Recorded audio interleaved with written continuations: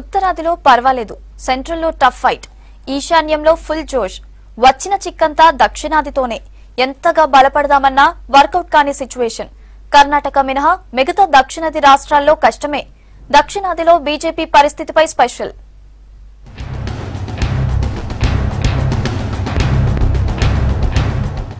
వచ్చే ఎన్నికల్లో గెలుపు అంత ఈజీ కాదని కమల్నాథులకు తెలుసు. ముఖ్యంగా ఉత్తరాదిన 2014 నాటి విజయం కనుచూపు మేరలో కనిపించటం లేదు. ఈశాన్యంలో కమలం వికసించినా దక్షిణాదిలో గడ్డు పరిస్థితులు గాబరా పెట్టిస్తున్నాయి. ఉత్తరాది నష్టాన్ని దక్షిణాదిలో భర్తీ చేయాలని కాషాయం బ్యాచ్ మాస్టర్ ప్లాన్. కానీ అది వర్కౌట్ అయ్యే పరిస్థితులు లేవు. ప్రధాని మోడీ, పార్టీ జాతీయ అధ్యక్షుడు అమిత్ షా నష్ట నివారణ చర్యలు తీసుకుంటున్నా ఫలితాలు అంతంత మాత్రంగానే కనిపిస్తున్నాయి.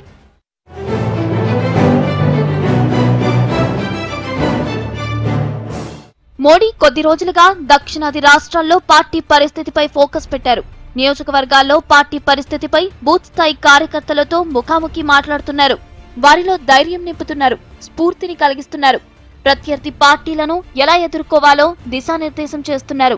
క్యాడర్లో స్థైర్యం నింపే ప్రయత్నం చేస్తున్నారు. దక్షిణాది రాష్ట్రాల్లో కర్ణాటక మినహా మిగతా రాష్ట్రాల్లో పార్టీ వెంటిలేటర్ పైనే ఉంది.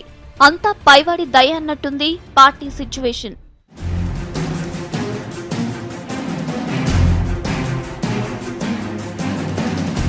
కన్నడ నాట తప్పిస్తే తెలంగాణలోనే అంతో ఇంతో కమల్నాథులకు పట్టుంది.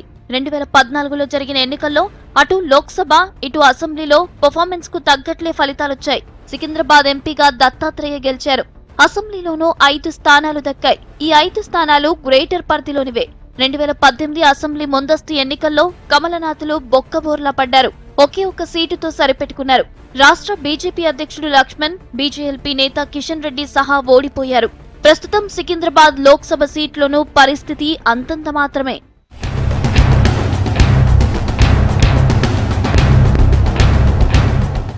లష్కర్లో గులాబీ జెండా ఈసారి ఎలాగైనా ఎగరేయాలని కేసీఆర్ పట్టుదలతో ఉన్నారు. కేటీఆర్ ఇప్పటికే సికింద్రాబాద్ సన్నాహక సదస్సులతో నేతలు, క్యాడర్ కు దిశానిర్దేశం చేశారు. కేంద్ర కేబినెట్ లో తెలంగాణకు అన్యాయం జరిగిందని టీఆర్ఎస్ టార్గెట్ చేస్తోంది. దత్తన్నను కేబినెట్ నుంచి అర్ధాంతరంగా తప్పించడం బీజేపీకి తలనొప్పిగా మారింది. ఇప్పుడు ఇదే టీఆర్ఎస్ కు అస్త్రంగా మారింది.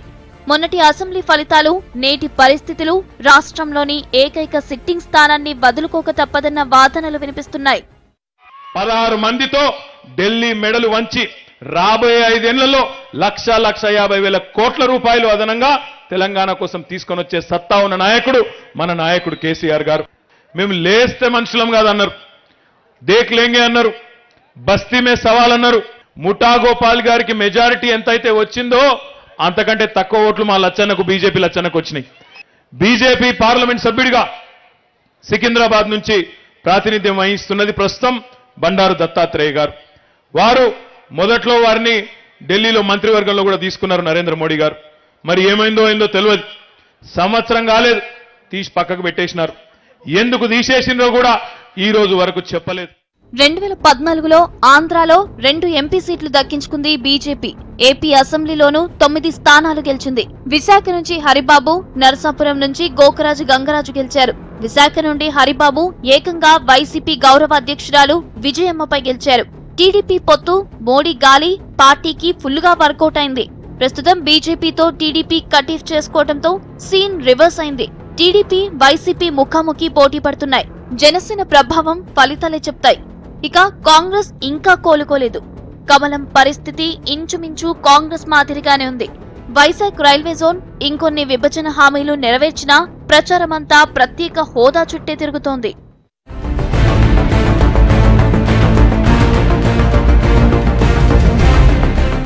పార్టీని మళ్లీ గాడిలో పెట్టేందుకు క్యాడర్ను ఉత్తేజపరచడానికి స్వయంగా మోడీనే రంగంలోకి దిగారు. గుంటూరు, విశాఖ బహిరంగ సభల్లో ప్రధాని పాల్గొన్నారు. అనంతపురం, కడప, కర్నూలు, నర్సరావుపేట, తిరుపతి లోక్సభ నియోజకవర్గాల కార్యకర్తలతో నేరుగా ఢిల్లీ నుంచి వీడియో కాన్ఫరెన్స్ ద్వారా మాట్లాడారు. అమిత్ షా కూడా వీలున్నప్పుడల్లా ఏపీలో చక్కర్లు కొడుతున్నారు. అయినా ఇవేమీ వర్కౌట్ అయ్యే పరిస్థితులు కనిపించడం లేదు. ప్రత్యేక హోదా, విభజన హామీల అమల్లో మోడీ మాట మార్చారన్న భావన ప్రజల్లో బలంగా ఉన్నట్టు కనిపిస్తోంది. ప్రస్తుత పరిస్థితుల్లో ఉన్న 2 సీట్లకు గండిపడే ప్రమాదమే ఉందని తెలుస్తోంది.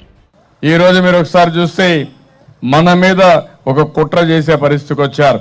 విభజన చట్టంలో బీజేపీ ఏదైతే అమలు చేయాల్సిన విభజన చట్టాన్ని నిర్లక్ష్యం చేశారు. ఇంకొక పక్కన ప్రత్యేక హోదా ఎక్కడికక్కడ నీళ్లు గార్చే పరిస్థితికి వచ్చారు. అపోజిషన్ పార్టీలో ఉండే వైఎస్ఆర్ కాంగ్రెస్ పార్టీ లాలోచి పడ్డారు, రాజీ పడ్డారు. అంటే ఈ రోజు మీరు చూస్తే బీజేపీ వైఎస్ఆర్ కాంగ్రెస్ పార్టీ ఒకటే. ఆత్మ గౌరవాన్ని పోగొట్టుకుని బతికే వ్యక్తి ఈ జగన్మోహన్ రెడ్డి అని చెప్పి కూడా నేను మీకు తెలియజేస్తున్నా.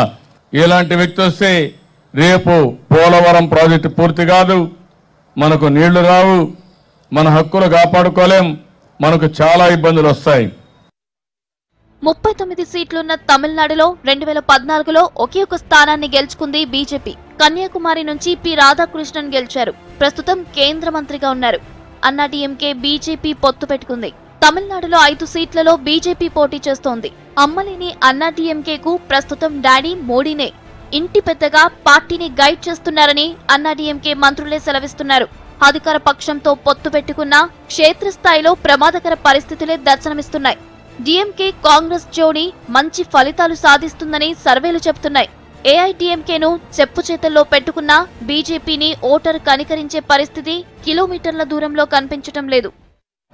Have concluded very fruitful discussions and we have agreed to contest the parliament elections both in Tamil Nadu and Puducherry and the by-elections to 21 assembly seats together in alliance with each other and with our other friendly partners, one of which announcement was made earlier today where the PMK leaders Dr. Ramadas, my good friend Ammu Mani, the Honorable Chief Minister, Deputy Chief Minister, in the morning have already given you all the details.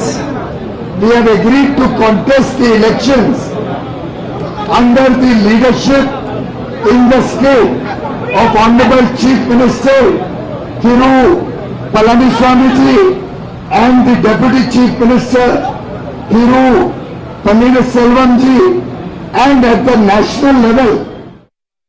దక్షిణాదిలో కమలానికి ఏకైక ఆశాకిరణం కర్ణాటక. రాష్ట్రంలోని 28 స్థానాలకు గాను BJP గత ఎన్నికల్లో 17 స్థానాలు గెలిచింది. 2014లో సిద్ధరామయ్య సర్కారున్న మోడీ ప్రభంజనంలో హస్తం హస్తవ్యస్తమైంది.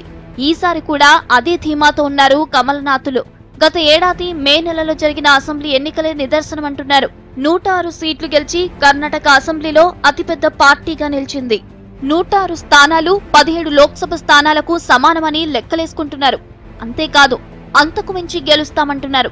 2014 నాటి పరిస్థితి ఉండబోదన్నది రాజకీయ విశ్లేషకుల అంచనా. అప్పట్లో కాంగ్రెస్, జేడీఎస్ విడివిడిగా పోటీ చేశాయి.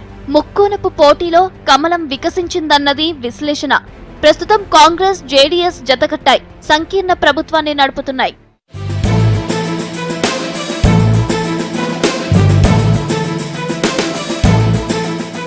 20 స్థానాలున్న కేరళలో పార్టీ బలం 0. రాష్ట్రం నుంచి ఒక్క ఎంపీ కూడా లేరు. ఈ రాష్ట్రంపై కమలానికి ఎలాంటి ఆశ లేదు. కానీ శబరిమల ఇష్యూని అందిపుంచుకుంది కాషాయ దండు. ఆలయంలోకి మహిళల ప్రవేశాన్ని నిరసిస్తూ వీధి పోరాటం చేశారు పార్టీ నేతలు. ఇది కొంత బీజేపీకి అనుకూలంగా మారే ఛాన్స్ ఉంది. మోహన్ లాల్ తో పొలిటికల్ గేమ్ ఆడాలని చూసినా ప్రస్తుతానికి రాజకీయాలకు దూరం అంటున్నారు ఈ నటుడు. కేరళలో LDF, UDF face to face fighting చేస్తున్నాయి. ఈ రెండు కూటముల మధ్య బీజేపీకి దక్కేది సున్నేనని టాక్. సేమ్ టైం పుదుచ్చేరిలోని ఒకే ఒక సీట్ హస్తం పార్టీది. దీనిపై కూడా కమలానికి ఎలాంటి అంచనాలు లేవు.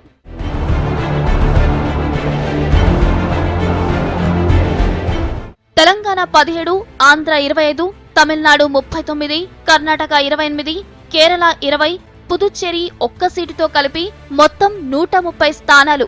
2014లో 130 సీట్లకు గాను 20 ఎంపీ సీట్లు గెలిచింది బీజేపీ. ఈసారి ఆ 20 సీట్లలోనూ కోతపడే ప్రమాదం కనిపిస్తోంది. దక్షిణాదిలో ప్రస్తుత పార్టీ పరిస్థితి కమలనాథులకు కంటి మీద కొనుకు లేకుండా చేస్తోంది.